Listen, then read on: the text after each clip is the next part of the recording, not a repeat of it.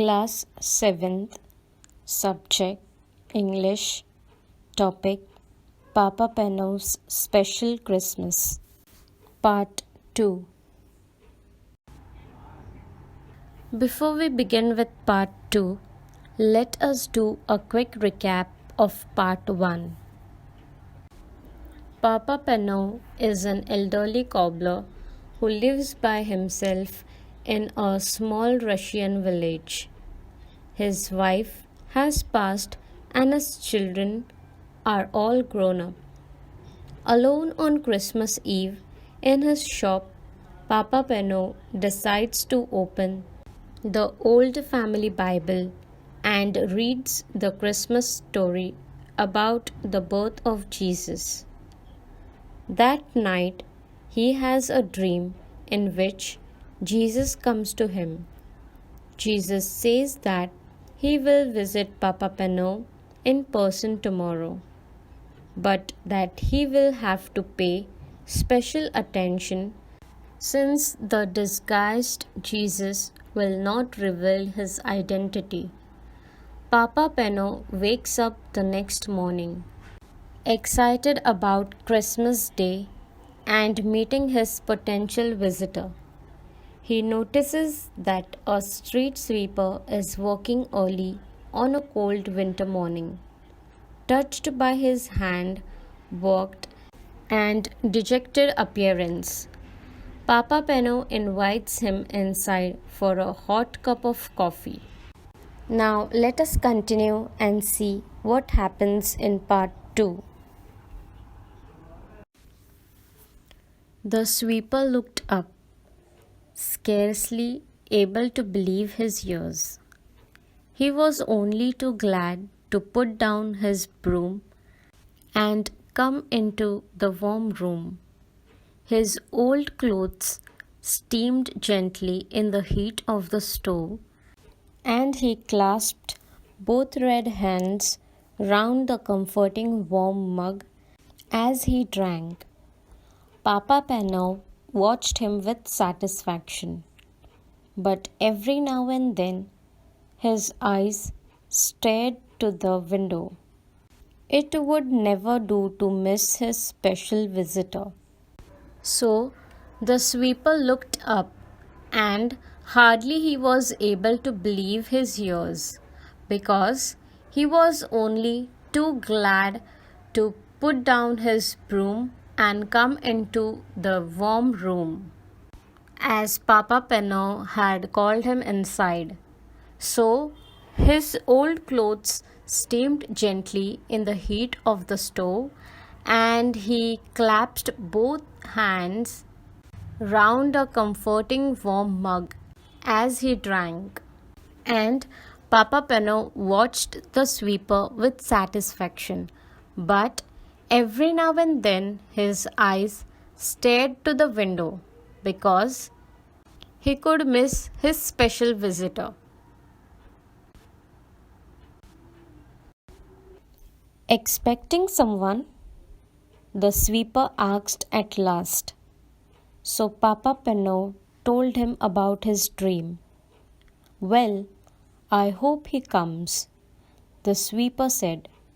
You have given me a bit of Christmas cheer I never expected to have. I'd say you deserve to have your dream come true. And he actually smiled. When he had gone, Papa Panov put on cabbage soup for his dinner, then went to the door again. Scanning means to examine part by part.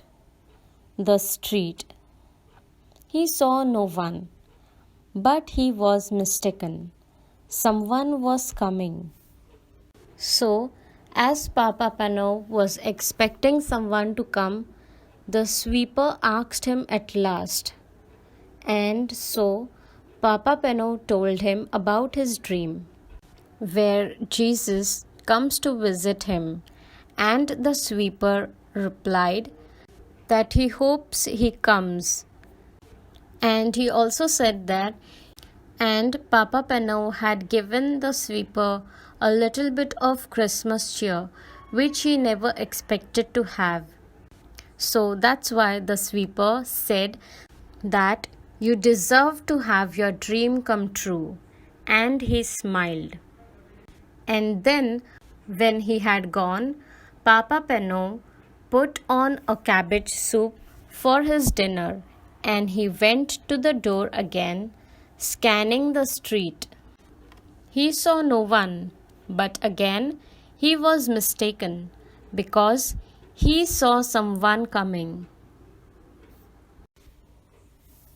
The girl walked so slowly and quietly, hugging the walls of shops and houses, that it was a while before he noticed her. She looked very tired and she was carrying something. As she drew nearer, he would see that it was a baby wrapped. Wrapped means covered in thin material. In a thin shawl. There was such sadness in her face and in the pinched little face of the baby that Papa Panov's heart went out to them. "Won't you come in?" he called, stepping outside to meet them. "You both need a warm by the fire and a rest." So, as he was looking outside, he saw a girl walked slowly and quietly, hugging the walls of shops and houses. And it was a while before he noticed her. She looked very tired and she was carrying something. And as she came nearer, he saw that she was carrying a baby and it was wrapped in a thin shawl. While he looked at them, there was such sadness in her face and in the pinched of little face of the baby that Papa Panov's heart went out to them. And he told her that "won't you come in?" as she called her, stepping outside to meet them. Papa Panov told them that you both need a warm by the fire as it was cold outside, and a rest as they were walking from so long and they were tired. The young mother let him shepherd. Shepherd means ear to guide her indoors and to the comfort of the armchair. She gave a big sigh of relief. "I will warm some milk for the baby," Papa Panov said. "I have had children of my own. I can feed her for you." He took the milk from the stove and carefully fed the baby from a spoon, warming her tiny feet by the stove at the same time. "She needs shoes," the cobbler said. But the girl replied, "I can't afford shoes. I have got no husband to bring home money. I am on my way to the next village to get work."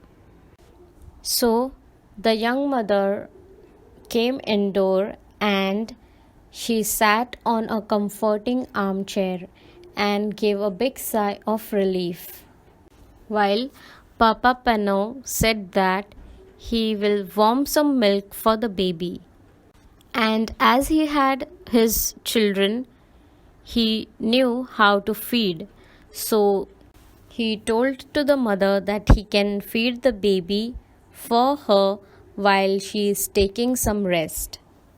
Then he took the milk from the stove and carefully fed the baby from a spoon. And he was warming her tiny feet by the stove. But at the same time, "She needs shoes," said Papa Panov. But the girl replied that she can't afford shoes as she had no husband and she had no money to buy a pair of shoes for the baby. And after taking some rest at Papa Panov's place, she was about to go to the next village to get some work. A sudden thought flashed through Papa Panov's mind.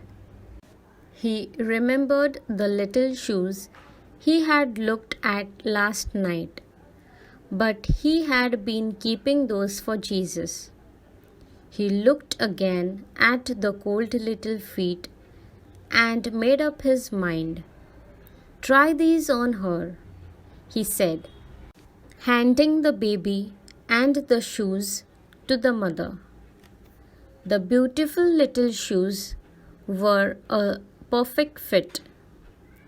The girl smiled happily, and the baby gurgled with pleasure. Gurgled means to make a bubbling sound. "You have been so kind to us," the girl said. When she got up with her baby to go, "May all your Christmas wishes come true." So, all of a sudden, a thought flashed through Papa Panov's mind, and he remembered the little shoes that he had looked at last night. But he had been keeping those for Jesus. He looked again at the cold feet of the baby and he made up his mind. He gave the shoes and told them to try these on her. He handed the baby and the shoes to the mother. The beautiful little shoes fit perfectly to the baby, and the girl smiled happily, and the baby made a bubbling sound with pleasure. And the girl said that "You have been so kind to us." And when she got up with her baby to go, she said that "May your Christmas wishes come true." But Papa Panov was beginning to wonder if his very special Christmas wish would come true. Perhaps he had missed his visitor. He looked anxiously. Anxiously means in a worried manner, up and down the street. There were plenty of people about, but they were all faces that he recognized. There were neighbors going to call on their families.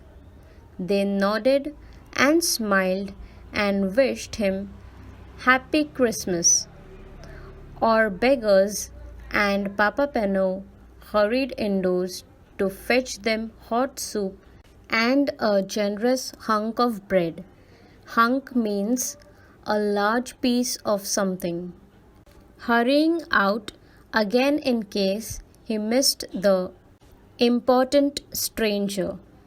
So, after the girl left, Papa Panov began to wonder if his very special Christmas wish would come true. And he thought that he had missed his special visitor. He looked in a worried manner up and down the street. There were many people and about, but they were all faces that he already recognized. There were neighbors who were going to call on their families, and they smiled and nodded and wished him Happy Christmas. Papa Panov was calling out beggars and all the other people who were around, and he hurried indoor to fetch them hot soup and a generous piece of bread. Hurrying out again in case if he missed the important stranger which he was looking for. All too soon the winter dusk fell, when Papa Panov next went to the door and strained his eyes. He could no longer make out the passers by. Most were home and indoors by now anyway. He walked slowly back into his room at last, put up the shutters, and sat down wearily in his armchair. So it had been just a dream for all. Jesus had not come. Then all at once he knew that he was no longer alone in the room. This was not a dream, for he was wide awake. At first he seemed to see before his eyes the long stream of people who had come to him that day. He saw again the old road sweeper, the young mother and her baby, and the beggars he had fed. As they passed, each whispered, "Didn't you see me, Papa Panov?" "Who are you?" he called out, bewildered. Bewildered means confused. So sooner it started becoming dark, and when Papa Panov next went to the door with tired eyes, he could no longer make out the passers. But most of them were home and indoors by now anyway. Then he walked slowly back into his room, and at last he put down the shutters and sat down with extreme tiredness in his armchair. Thinking about his dream, it had just been a dream after all, and Jesus had not come. And as he was sitting in the room, he knew that he was not alone in the room. This was not a dream, for he was wide awake.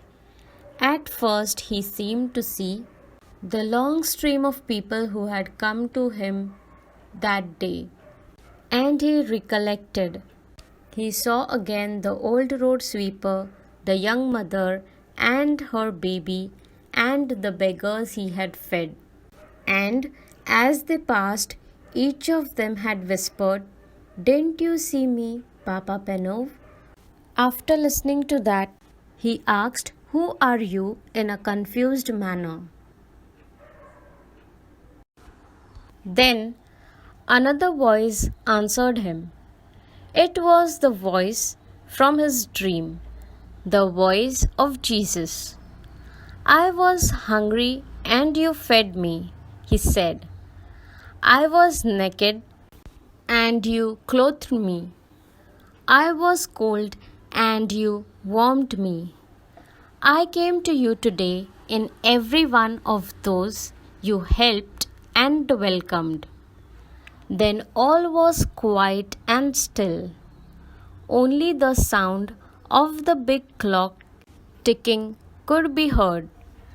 A great peace and happiness seemed to fill the room, overflowing Papa Panov's heart until he wanted to burst out singing and laughing and dancing with joy. "So he did come after all," was all that he said. By Leo Tolstoy. So another voice answered him, and it was the voice from his dreams. It was the voice of Jesus. He said that "I was hungry and you fed me. I was naked and you clothed me.